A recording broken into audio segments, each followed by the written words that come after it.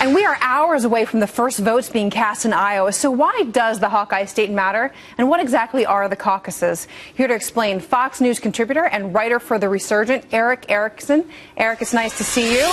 So let's start with this. You know, we've all been talking about the election, but Iowa really is the first chance for voters to let us see where their sentiment's going. But talk about how the caucuses are different. Right. It seems like we've been in this for 87 years, and today we finally get to the election, at least the beginning of campaign 2016. So Iowans do it differently from most other states. So most states use primaries, where you can go to a polling location throughout a day and vote. In Iowa, you have to show up by 7 p.m. Central Time to a location that's not necessarily the location where you would go for a regular election. You sit in a room, you hear pitches from the various candidates, and then the Democrats and Republicans do this differently. Democrats divide the room. Those of you who support Bernie Sanders here, those of you who support Hillary Clinton go over here. Republicans will use a secret ballot that'll be counted at the location after they hear the pitches. It's a very intensive process that can last for more than an hour. You've got to have childcare because you can't bring your kids to it. Very different from a normal election for most places. All right. So, and from what I understand, there can be some sort of peer pressuring involved in this.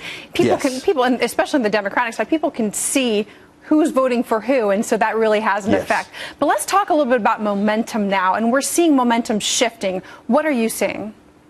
I've been on the ground in Iowa until yesterday, and Marco Rubio really has momentum in Iowa. It's not just reporter buzz. He's been inching up over the last couple of months of the polls. He's still in third place, getting into third place ahead of Ben Carson now, but his crowds have doubled and tripled in size across the state. A lot of crowds. Rubio, though, doesn't have as much of an aggressive ground game in Iowa as Ted Cruz does. He does have a more aggressive operation than Donald Trump. Remember the last two election cycles, Mike Huckabee and Rick Santorum were both upset wins, as was John Kerry for the Democrats in 2004 and Barack Obama in 2008. Iowa really doesn't like to give the race to the guy who's at the top of the polls.